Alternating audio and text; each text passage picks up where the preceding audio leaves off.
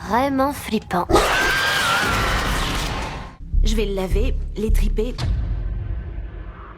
Bien pire.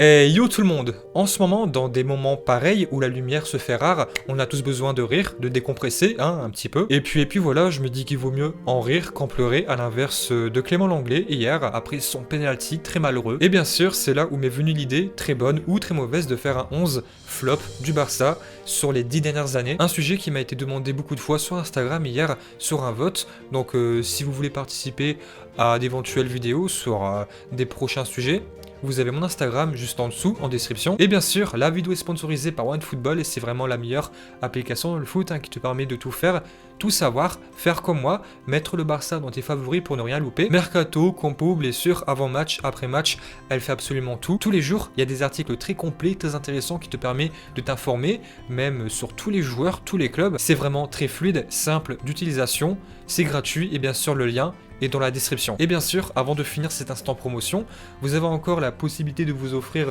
ce très beau maillot du Barça officiel.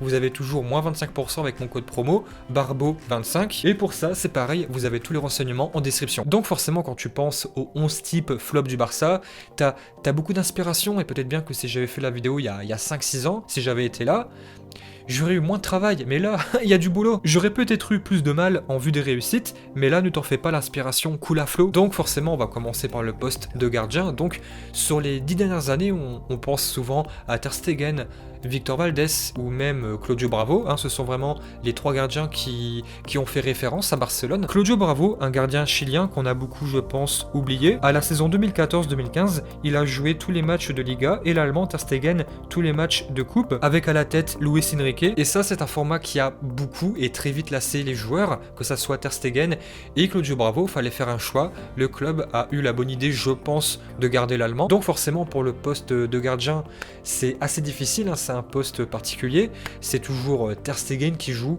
90% du temps, voire 95%. Mais si vraiment et obligatoirement je dois sortir un nom, je dirais Jordi Masip, car Neto, on peut pas trop dire que c'est un flop, il occupe son job depuis peu. Un job qui consiste tout simplement à être la doublure de l'un des meilleurs gardiens du monde. Et pour le néerlandais, Silesen, nous avons fait une plus-value assez intéressante sur son transfert, son arrivée et sur son départ. Et en 2017, c'est vrai que Silesen a gagné la Coupe d'Espagne contre la Vesse en étant titulaire. Il a été deuxième derrière Ter Stegen pendant plusieurs années, donc voilà, on peut pas trop dire que c'est une vraie déception. Mais par contre, là où on peut dire qu'on est assez triste, c'est pour le petit, maintenant devenu très grand, Jordi Masip.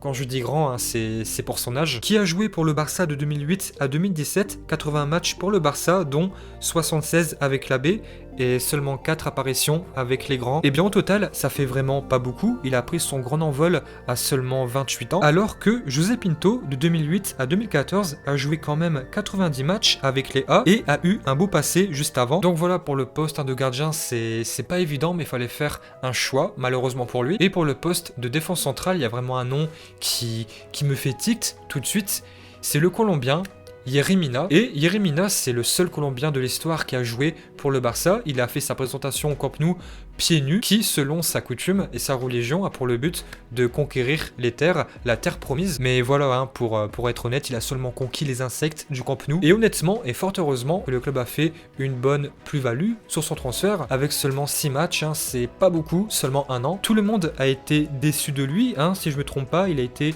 une fois titulaire en Liga, un match catastrophique où on se prend 5 buts, et nous perdons le seul match de Liga de la saison, 5 buts à 4, avec un triplé de Coutinho. Donc voilà, Yerry Mina, c'est vraiment un très gros flop du Barça, un transfert qui n'a malheureusement rien apporté. Et après, dans ce match-là, donc ce fameux match où on a perdu 5 buts à 4, il y avait une charnière centrale, c'était Yerry Mina et le Belge Thomas Vermaelen. Alors lui, franchement, je le mets dans mon top, mais c'est vraiment à contre-cœur. J'ai pas envie, mais si vraiment on réfléchit bien, je vais dire qu'on est un petit peu obligé, en vue de l'attente qu'on avait à travers lui. Une attente assez forte, assez grandissante, c'était vraiment un homme fort d'Arsenal, de Arsène Wenger. Et juste avant, tu as monsieur Carles Puyol qui est parti, c'était vraiment le Belge qui avait pour but de le succéder. Malheureusement, ça ne s'est jamais fait. C'est vrai qu'il a connu de très graves blessures. Mais par contre, là où je dis que je suis assez déçu de le mettre dans mon flop, c'est que lui, son transfert, il était logique. Contrairement au Colombien, Yeremina, il avait seulement 27, 28 ans, et voilà, c'est super dommage. Il a connu une vraiment très grave blessure qu'il n'a jamais su surmonter. Alors c'est vrai, j'avoue, j'ai hésité, je voulais mettre dans un premier temps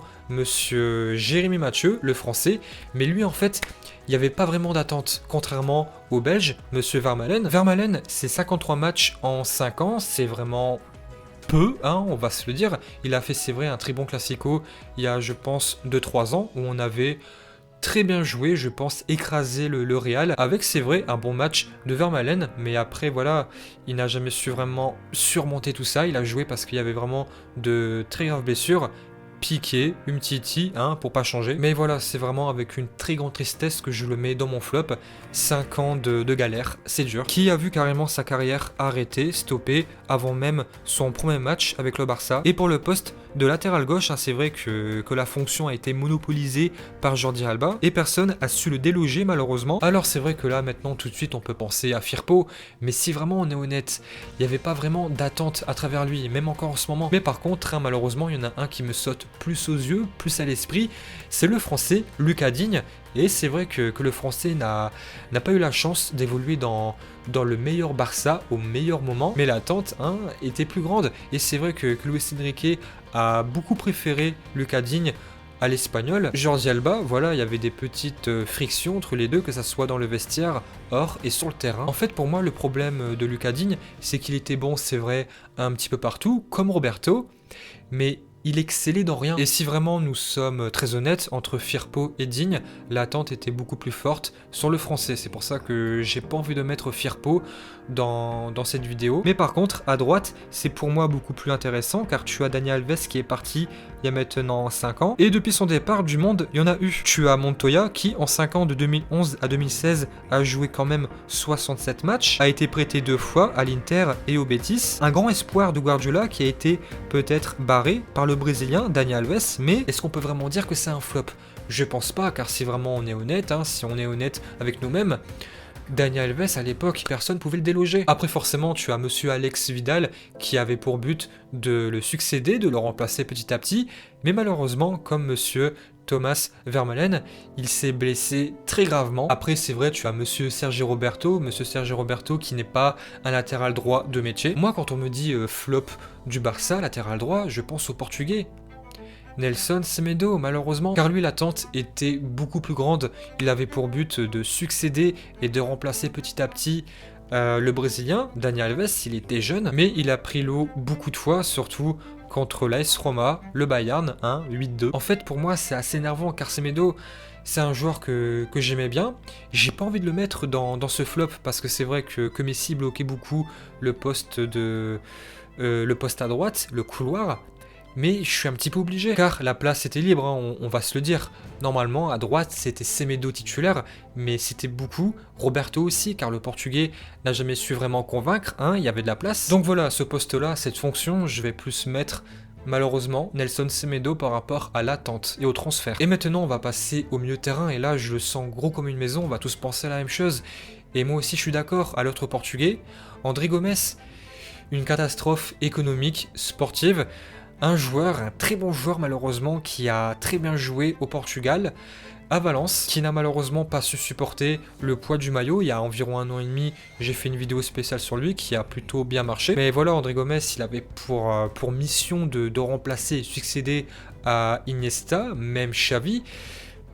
Très gros flop, je suis obligé de le mettre, malheureusement. Il a fait, c'est vrai, quelques bons matchs, mais voilà, c'est un pur gâchis, un pur échec. Et pour le poste de sentinelle, forcément, je vais penser à Alexandre Song, 19 millions d'euros venus en 2012, une belle somme hein, pour l'époque, on va se le dire. Comme Vermaelen, il était un homme fort d'Arsenal, mais en 4 ans, il n'a jamais su convaincre. Et surtout, il y a la petite phrase qui fait polémique. J'ai rencontré le directeur sportif, il m'a dit que j'allais pas beaucoup jouer, mais par contre, je savais très bien que j'allais devenir millionnaire.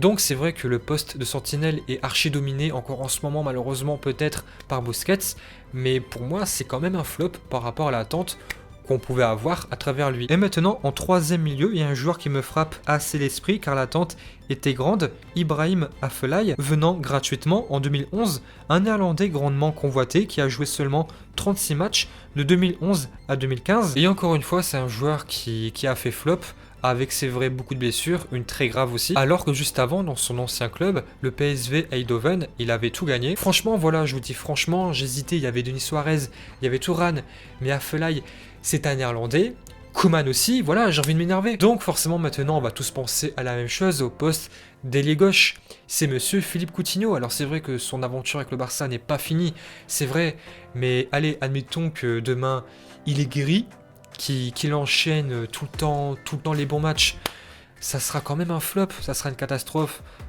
économique, sportive surtout par rapport à l'attente qu'on pouvait avoir qui était vraiment énorme. On va faire clair et net, qui peut s'asseoir à la table de Coutinho et lui dire je suis un plus gros flop que toi? Personne. Et maintenant à droite, j'ai envie de mettre un autre Brésilien, monsieur Malcolm, qui a totalement disparu de la circulation. Il est resté seulement un an, il a eu beaucoup de temps de jeu, c'est vrai, avec Valverde, 24 matchs, mais n'a jamais su convaincre. Et pour lui, c'est vraiment très dommage. Il était très polyvalent, il était seulement à deux doigts de petits poils de cul de Koeman, de Bartomeu, à s'engager en Italie avec l'AS Roma.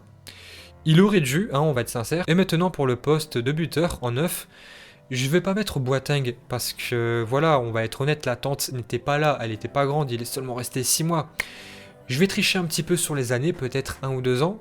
Je vais mettre Zlatan Ibrahimovic, c'est vrai, un très grand, très bon joueur qui est encore en forme en ce moment, mais catastrophe sportive, économique.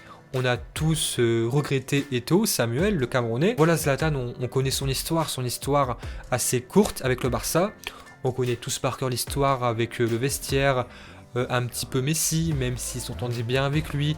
Guardiola surtout, Guardiola qui... ça a failli finir en baston, hein, c'était à deux doigts. Il est seulement resté 1 an et voilà, économiquement et sportivement, c'est un gâchis total. Et puis voilà, c'était une vidéo assez sympa, je pense, à faire. Ça sort de l'ordinaire par rapport à ce que je fais de d'habitude. Toujours de l'actualité, voilà, c'est un petit peu saoulant pour moi, pour tout le monde, parce qu'en ce moment, c'est assez chiant de suivre le Barça, voilà, c'est assez cool aussi de faire ça de temps en temps. Dites-moi dans les commentaires ce que vous pensez de ce format-là. Peut-être qu'on va recommencer par la suite. Et puis voilà. Yo tout le monde.